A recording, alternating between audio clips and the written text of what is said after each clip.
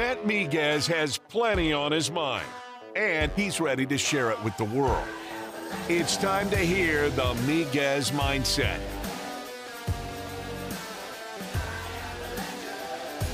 Welcome into the Miguez Mindset here on ESPN 103.7 Lafayette and 104.1 Lake Charles. Matt Miguez here talking all things March Madness as the NCAA Tournament officially gets underway tomorrow. That is Thursday, March 21st, with the main bracket portion.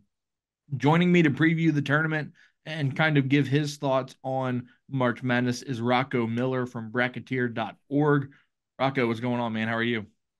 Hey, I'm doing great, Matt.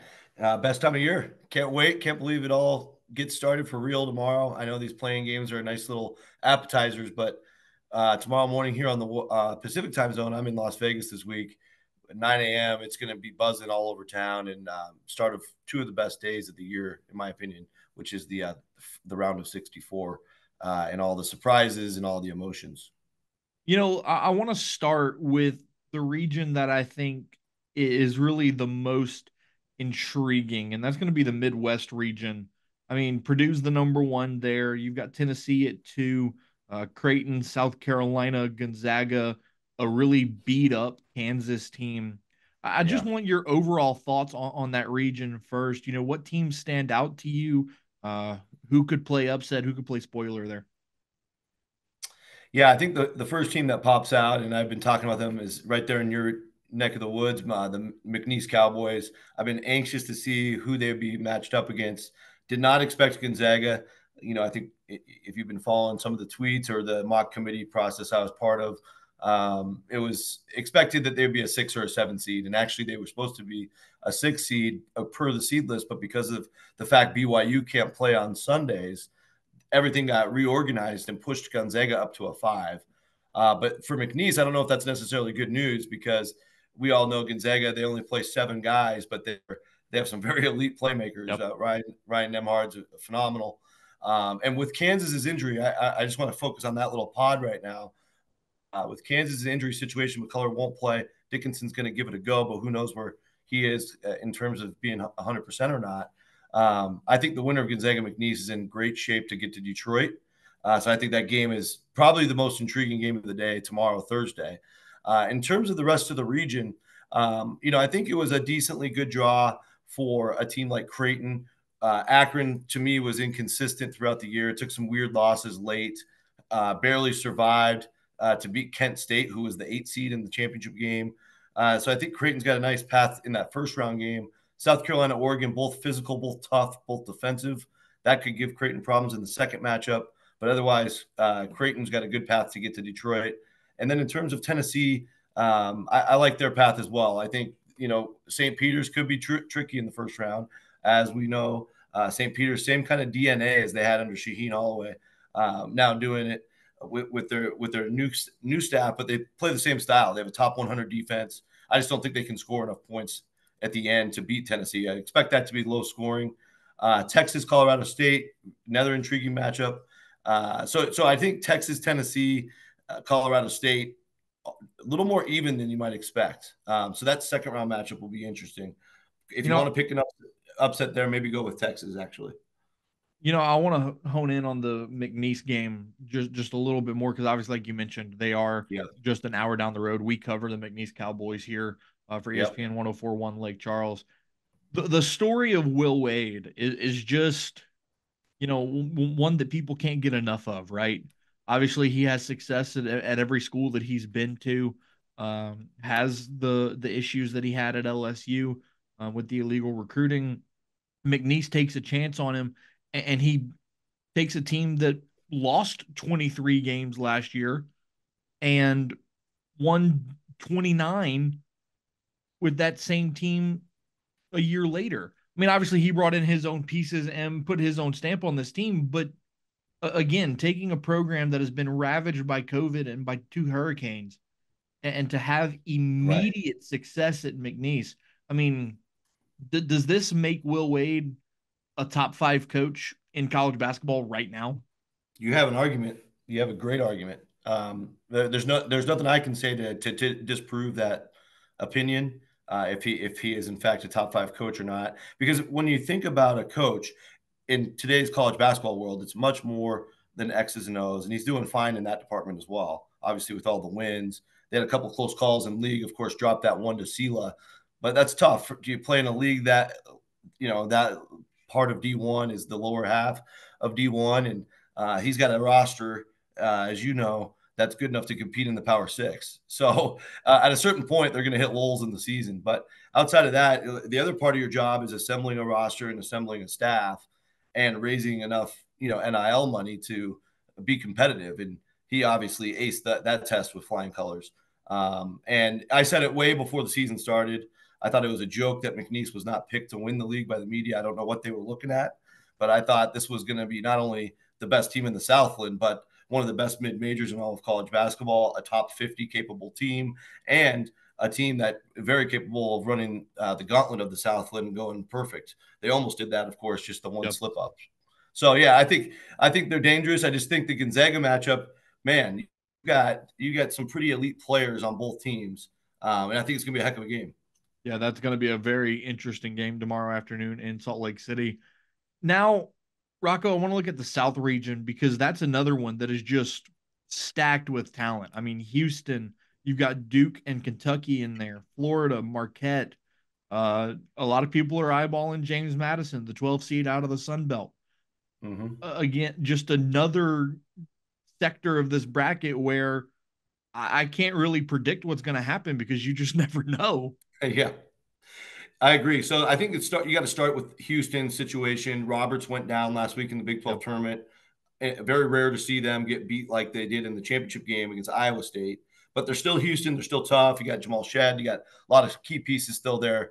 They're not in jeopardy against Longwood or anything like that. But I think their second game, whether they get Nebraska or Texas A&M, very fascinating. Texas A&M, we know they're capable of hanging with the biggest of the schools. They just had a great run where they knocked Kentucky out of the SEC tournament, so they're capable of beating the best of the best. But they've been inconsistent all year. They almost left out of the field because they took 5 or so bad losses to go along with that. So we don't know what version of A&M we're going to get. Nebraska's playing elite defense, but that's Houston. So it's interesting. I think if Houston plays A&M, that's where you could see the upset. If it's Houston, Nebraska, I don't think Nebraska's going to be able to beat Houston. So that's what I think for that. And James Madison, I love the pick. Obviously, an older team built for this moment. TJ Bickerstaff and a couple other guys, they've played at Power 6 level earlier in their career. Another team just chomping at the bit to play somebody at their level. And Wisconsin's starting to play better. So that's going to be a great first-round game coming up. And then you have Duke in that part of the bracket. I think the other key to the whole region is Kentucky. What version of Kentucky are we going to get? We've seen them at their peak. They were the only team in the country to win at Auburn this year. They had some incredible wins throughout the year, but they also had some head-scratching losses, some shaky results. They flailed out of the SEC tournament.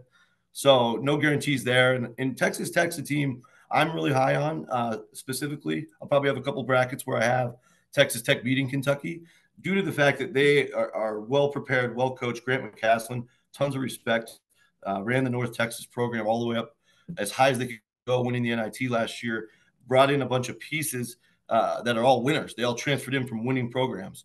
So I think they're built to advance in the tournament. So watch out for Texas Tech.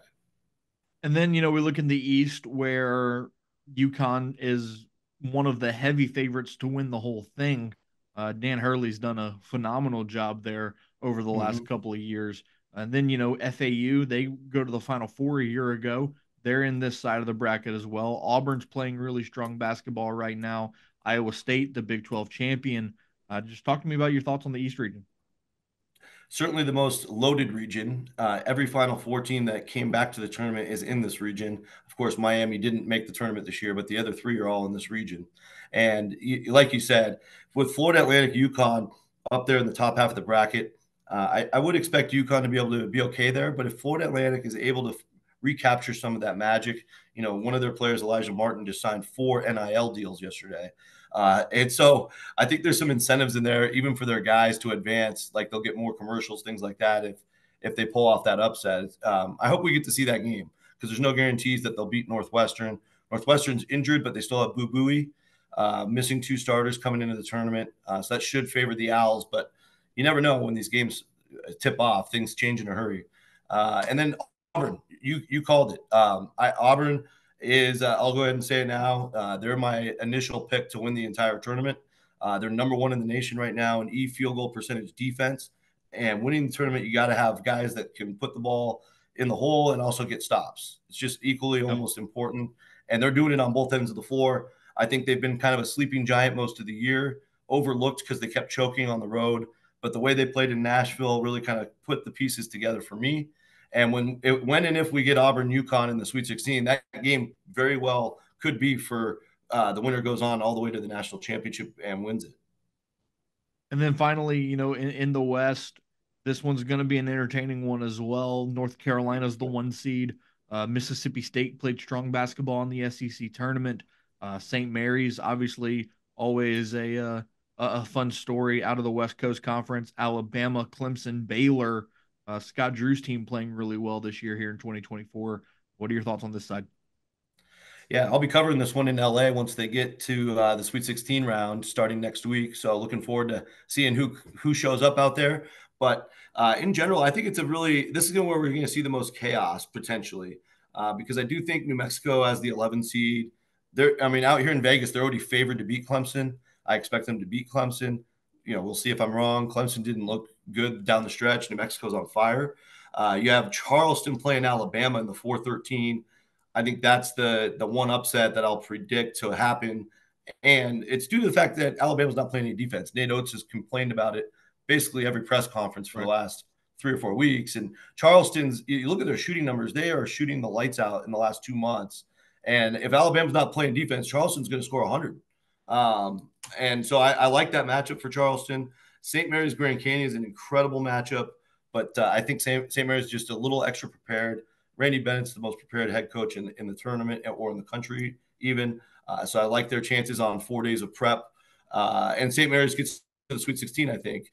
So I think we'll have, Nevada, Arizona down there on the bottom. I like Nevada to beat Dayton. I think you'll see potentially a scary game for Arizona against Nevada because Nevada's got the ability to slow down that tempo that Arizona likes. And we saw how they beat Utah State, same kind of game plan.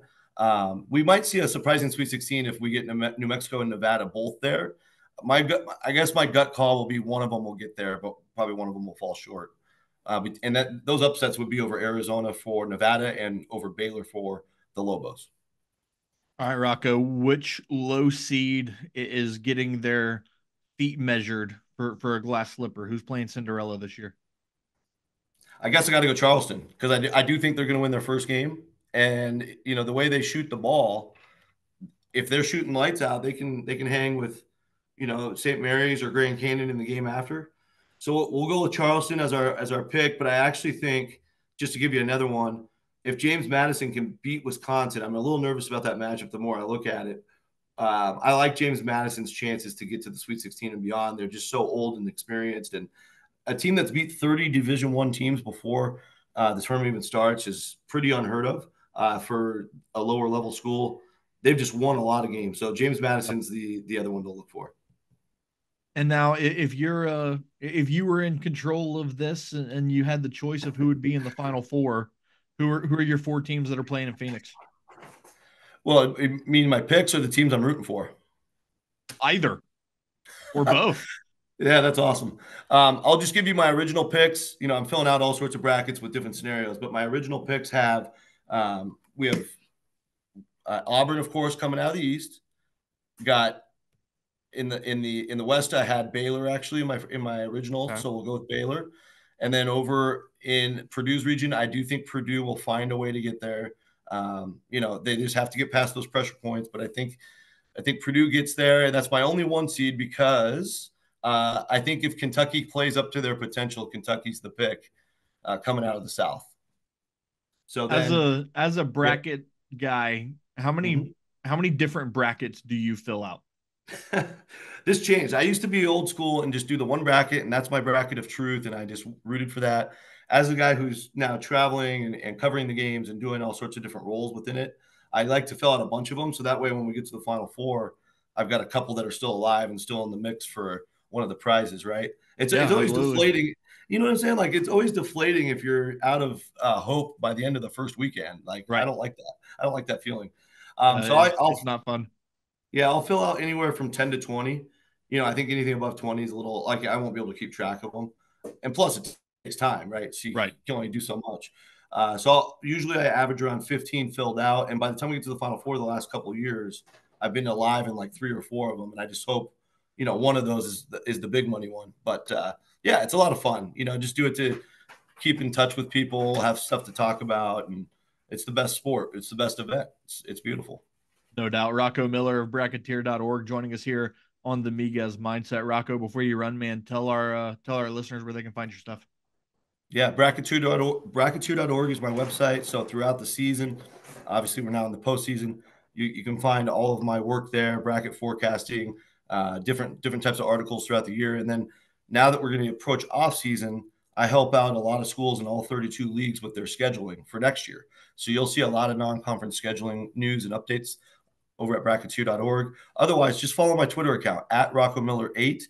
That's where I'm constantly sharing my thoughts, ideas, analysis, etc., previews, and anything I got going on, any appearances, that kind of thing. So at Rocco Miller 8 on Twitter. Make sure you follow us on social media as well at ESPN_SWLA. The March Madness, the NCAA tournament is here. Rocco, appreciate your time, man. Enjoy the chaos, and we'll talk down the line. That sounds good. Thanks for having me. Appreciate it.